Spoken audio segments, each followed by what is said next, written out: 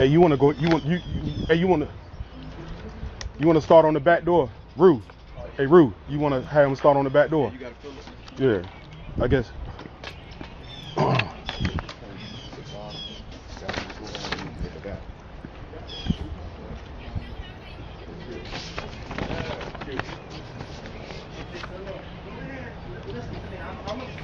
But I need somebody to listen to me, okay? Look, the law allows you, sir. Okay, all right, look, this right here. Babe, listen.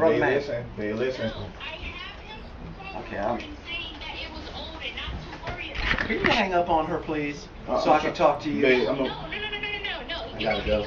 Okay, well, you ain't gotta talk to nobody, listen. I'm just gonna make sure. Hey, sir, hold on a second. You can't step come back in in. there. You're You're like, trespassing. no. No, we gave you the Listen opportunity, to me. you're trespassing now. He can take Listen, you guy, step out. I'm gonna talk to you and tell you what your rights are. Step out, please. I'm trying to get my clothes. Grab that basket. Like, damn. You gotta know. Take a picture of that on the door, huh? I don't even know. Look, first of all, you need to close the conversation with her so you can speak to me, okay? Okay, just tell him to come out, he's gonna come back in 24 hours. Show me to come back. Yeah, he gotta call us. Yeah. Or you're gonna be arrested. Trespass. Alright, so can I just get my Grab stuff? the bag and let's go, sir. I'm not trying to be short with you. I got another eviction I gotta go to. This just doesn't happen, okay? This takes months and months and months of being left on the county, okay? Sir, I don't know. I'm not the plaintiff, which is the man here. He told you to give him a call, right? So look, nobody's gonna touch your property, okay? Can you listen to me? Yeah, I'm listening. You have, by law, 24 hours to make contact with that man right there, to make arrangement to get your stuff. If you fail to do that, it's abandoned property, and he can discard it at his will. Is there any questions that you need to ask me before I leave? You I understand? contact him, right? That man Yes, right there, me. so you need to make sure you got his phone number. He's very kind, okay? Alright. Okay. I'm sorry to do this, man, but this is from the judge, okay? This is a court order. We don't like doing this, but unfortunately it's part of our job. I got one more basket and then I'm out.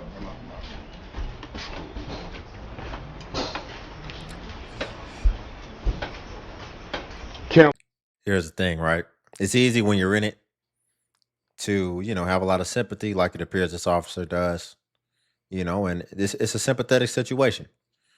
However, we can't lose sight of the facts and we can't lose sight of the context. And the context is typically in these situations, you were given ample notice of when this all was going to happen, as well as most likely you really should have expected it, because if it gets to this point, then that means that you haven't been paying nothing. So if you haven't been paying nothing, like what do you expect to happen? You expect that you just get to keep what you don't pay on, right? So cool, we can be sympathetic, but we also can't lose sight of what's really going on. And what's really going on is you haven't been paying your stuff. Then you went to court and the judge outlined exactly what was going to happen, when it was going to happen, gave you ample notice, ample time. That's the point of the court proceedings, to give people time. I would say that the laws are more so tenant friendly in itself to be able to give people time. So when we get here to this point, to where the officer shows up or whoever shows up for the writ of eviction, you have had tons of time. So why every time when we review these situations, it's like, oh, I had no idea, and now I have to scramble to get everything, and it's everybody else's problem, and everybody else has to wait and get inconvenienced when you knew exactly what to do and when to do it. Y'all, before we get back into it, we're about halfway through. If you could like the video, I greatly appreciate it. Only takes a second and actually helps out more than you know. And also if you could hype. Cool.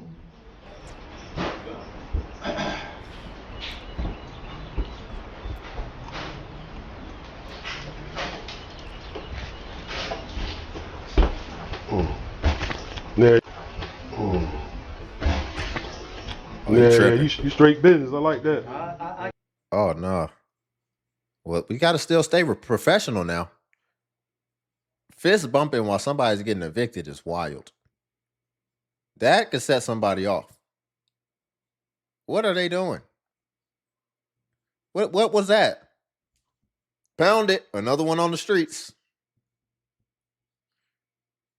Come on now, read the room. Now that's wild. Somebody fist bumping while I'm about to go be under a bridge is crazy. Got to be, man. Yeah, I'm sorry, I'm not. yeah. I'm very kind, but I have to be stern because Mm-hmm. I mean, this is the real deal, sir. Look, if I don't do this, and the Yeah. judge say what? Yeah. Judge Babineau or Judge Moody would say, Mm-hmm. what? You didn't execute the document? Right. Yep. Some deputy or sheriff or somebody bring Deputy Taylor to me. Mhm. I'm gonna let him know what the deal is. Right. And it is possible that I could get put in a holding cell. I'm Right. failing to obey a court order, man. Court I'm order, not going man. through that, buddy. Yeah. Yeah. No, Yeah, sir. yeah. I can imagine. Bro. Alright, with that said, you gotta get stepping, man. But look, the Oh, good thing man, is that I we get don't the touch your stuff, stepping. alright? And the man is You very got kind, man. okay? That's a blessing in disguise. Either you or her can call me within 24 hours Are you listening? Yeah, I'm listening. and got a contact phone me number, bro? to meet me here to get your rest of your belongings She gonna call you. within Alright, catch 24 up. hours. Do not come. Yeah, look, Trespass. my man, don't come back in here. You'll be arrested. All right. All right. Yep. You good, man? Yeah, I'm good to go, man. I appreciate it. Yep. Yeah. Yeah. Can't lock the door, then took the key. Oh. No, we changing the lock. Get that other lock sometime.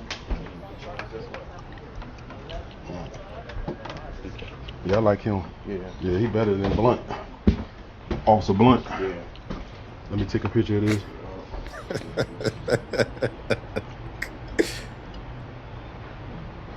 Man.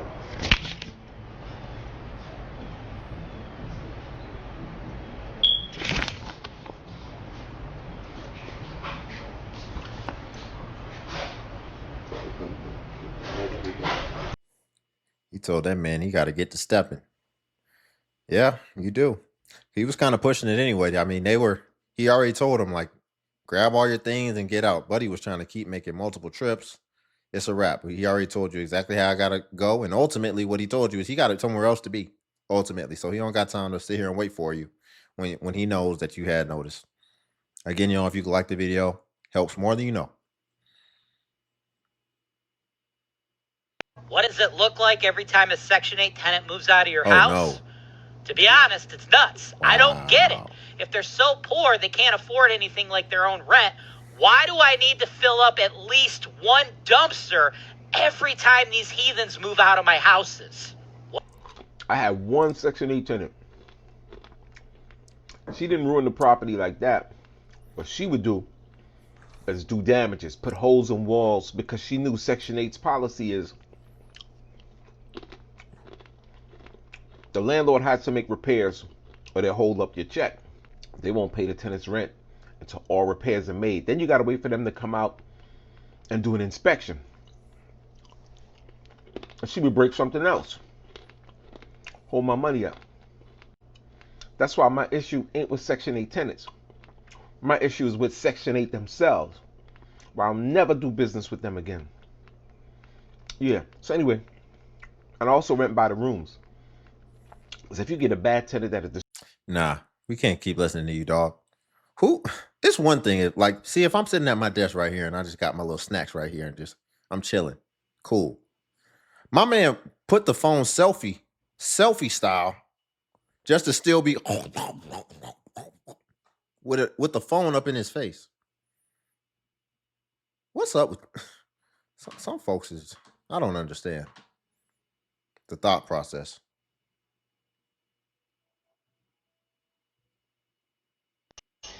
Don't mind how I look, because I know Oh, wow. The caption says, never mind. Let's just see what she got to say. I look a mess. When you a bitch that got real hair, you can do that. Anywho. I find it funny how a lot of people be on here bashing people that's younger that have children. Granted, it's not okay to have a child being a minor. Let's not act like parents wasn't having kids at 12, 13, 14 back in the day. So when we bring these kids up in the comics, make sure you mention, oh, it's also said my mother had me at 13. It's also said my mother had me at 14. A lot of you men also be bashing these women. Half of y'all grew up with a single struggling mother on food stamps, Section 8. What? Half of y'all over 21 and Big Mama still on Section 8. What's her excuse? You're not a baby no more. Still a broke bum bitch. Humble yourselves, respectfully. This is so crazy. And see, this is why we escape accountability so rampantly. And this is why we can never actually talk about what actually is important and the issues that are actually going on. Because certain segments just don't want to take accountability.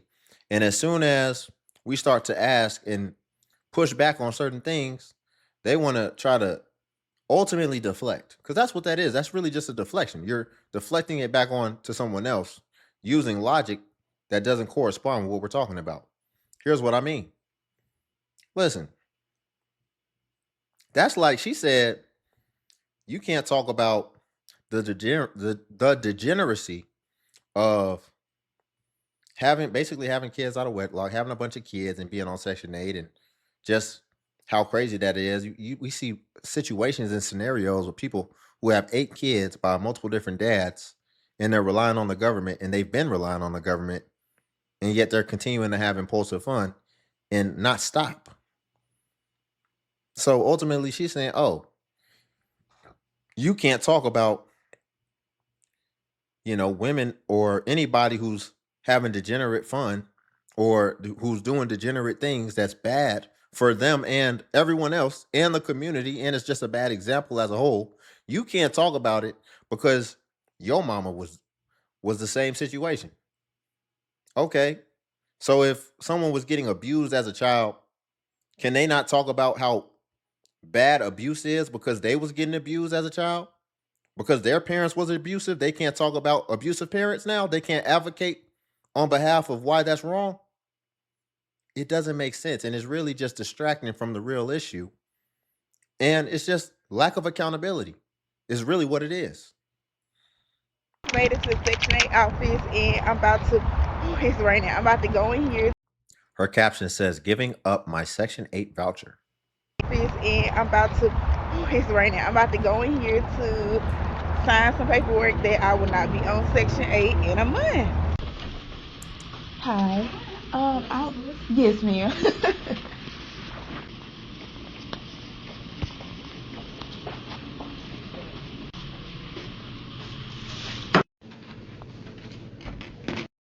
And it's done, y'all. I feel so good inside. Oh my gosh, my umbrella's flipping up.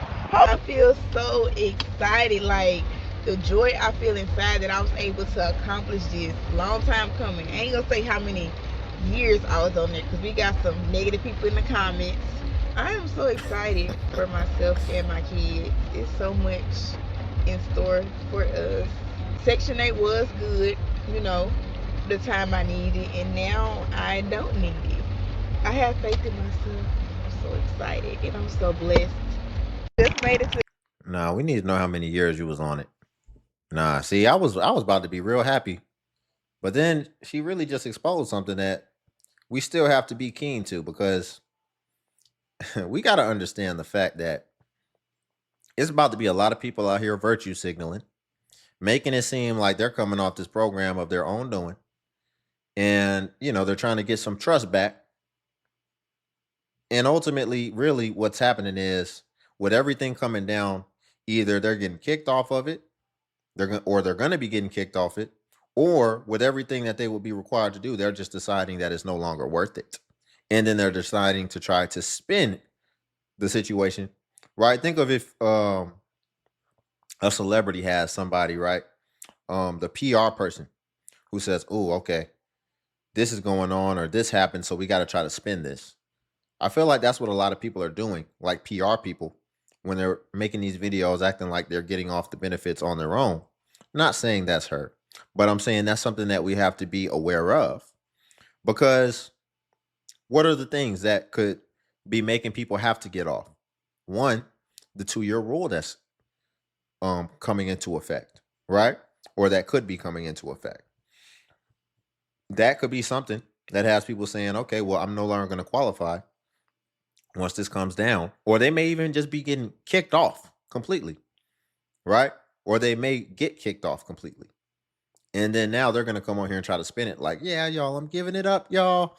I just want to do the right thing. I want to do better for myself, my kids. What's another thing that could happen? Now they have work requirements for these benefits, right?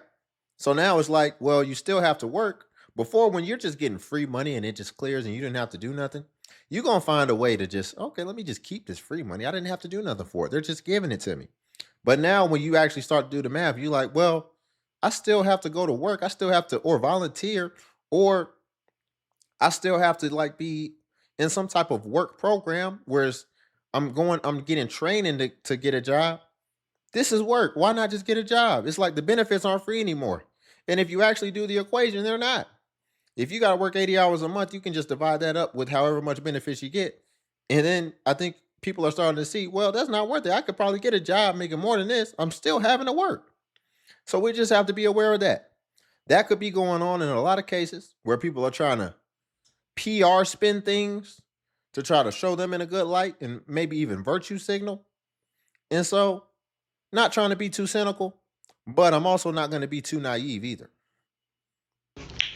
So hey y'all, I guess it's gonna be a little part 2 to my Her caption says, finding an apartment with Section 8 as a 21-year-old single mom. Section 8 video. Don't mind this. Like that's not there.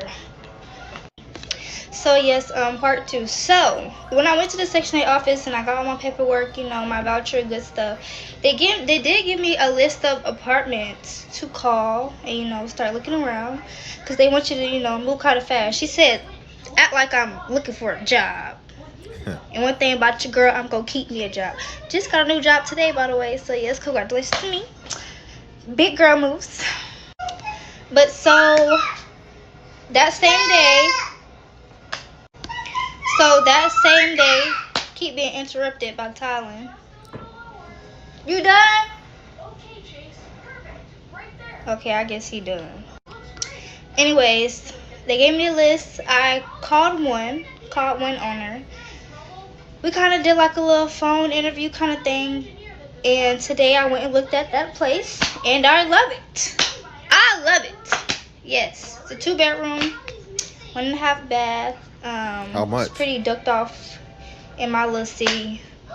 Y'all probably don't know nothing about Panama City, but this shit is. It's not it. It's not it.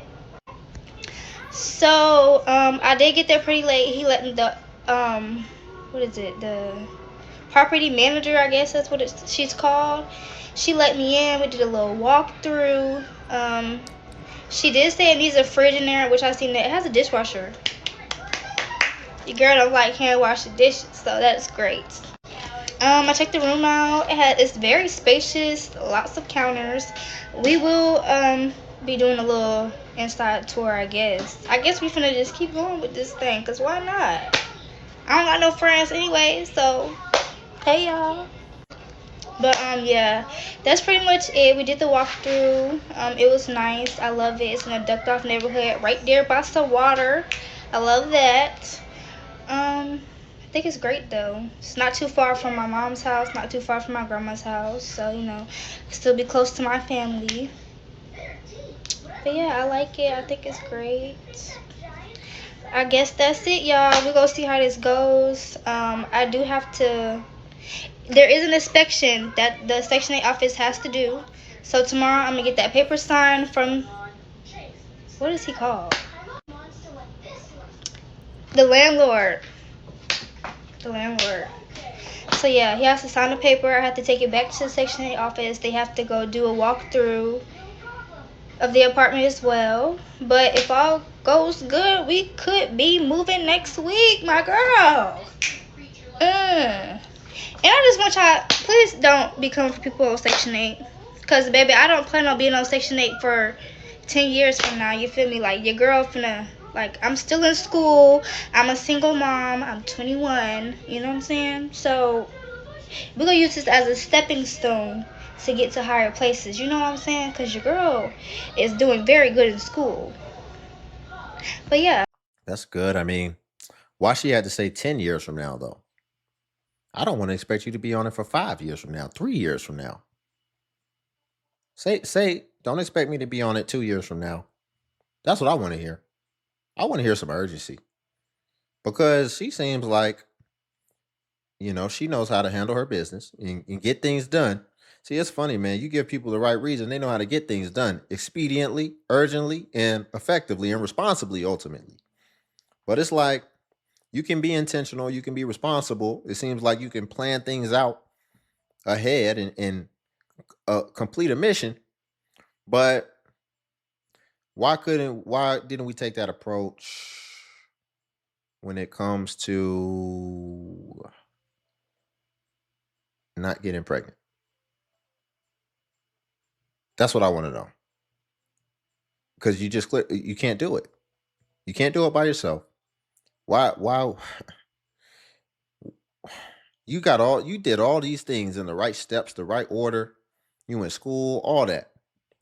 Why you couldn't have got married in the right order and then had a kid if you want to have a kid so young? This is what we got to start asking. Because it's clear people love to just be like, oh, people are young. They don't understand how to do things. They don't understand life.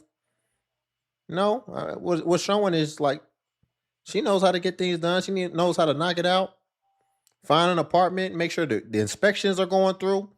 The works. Why you couldn't do an inspection on whoever you had a kid with? And the best inspection is just make sure that certain things happen, certain milestones get done before you actually decide to make a permanent decision that if somebody else no longer stays with you, that you're going to have to be carrying around in life, and ultimately that you aren't going to be able to take care of without government assistance. This is what we got to start inquiring about, in my opinion. Section 8 and housing assistance was never designed to be a stepping stone. It was designed to be a project, and that's why people are stuck in that project and can't get out. I know people who are 4 generations deep in Section 8 housing. So when it comes to setting a limitation on how long people can be on those particular benefits, seeing as though there's a waiting list for others to get on, it's a first come first serve basis. I do believe in setting some sort of a limitation on it. However, I only believe that time limitation should be set if the program is redesigned in a way that's meant to help people. Because I know a girl who has multiple children, she's 5 kids, and she receives $1,300 worth of benefits for food stamps, and she receives, I think, $800 or $900 a month worth of housing assistance. So she went out once her kids were all of school age and she could then have the time to go get a job. She went and got a job, but the job was, of course, a minimum wage job because she doesn't have any skills, because she spent her time having children rather than building skills. So she goes and gets a minimum wage job, bringing home a paycheck of maybe $300 to $400 every 2 weeks. Well, after the benefits that she receives, once those entities are notified that she receives this $300 to $400 every 2 weeks, they both send her a letter saying, hey, we're going to reduce your benefits by more than 80%. Well, if I'm working and I'm bringing home $800, cool, if y'all decide that y'all going to lower my benefits a little bit, but to reduce my food stamps from $1,300 to $1,000, I don't even make $1,000 to make up for the loss. So there's never going to be a time where she's able to get ahead while receiving benefits. So if we're going to put a limitation on it, let's truly set up a system that's meant to help. But I don't believe that's going to happen. So while I do support the limitation on the time that you can be on it, I really hope that some new programs are implemented so that people can actually get help and, get off of those programs a little bit faster.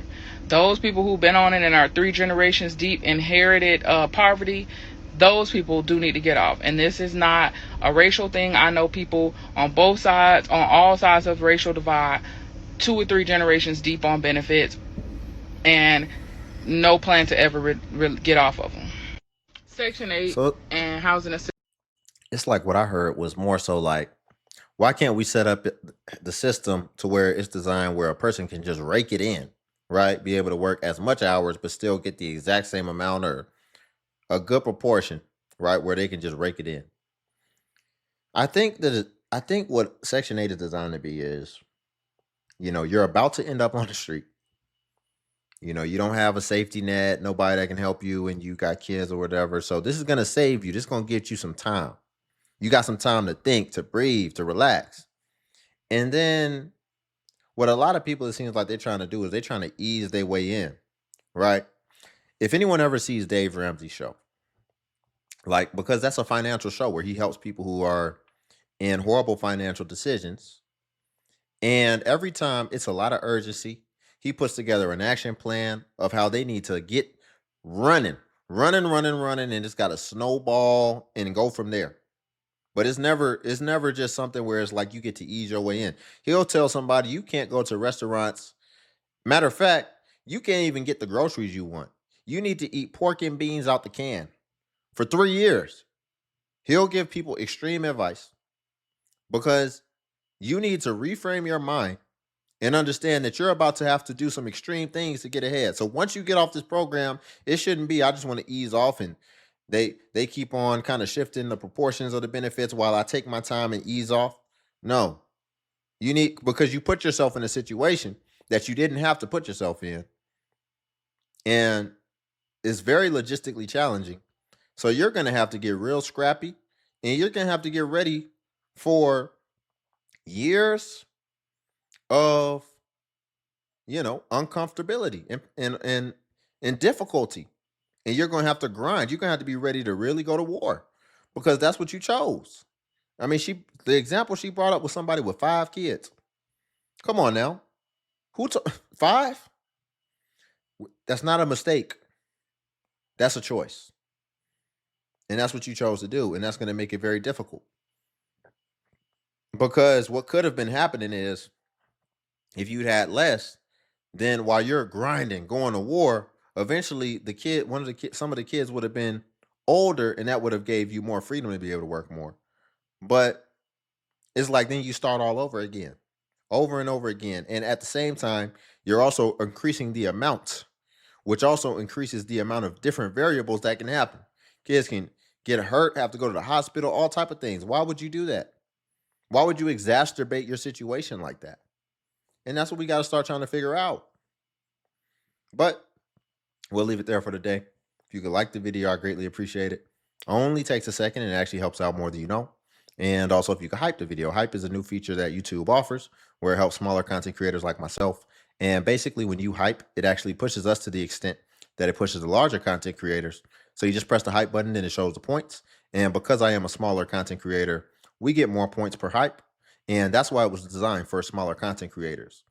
And then also Patreon's link below if you want to see self-improvement content as well. But until then, I'll catch you in the next video.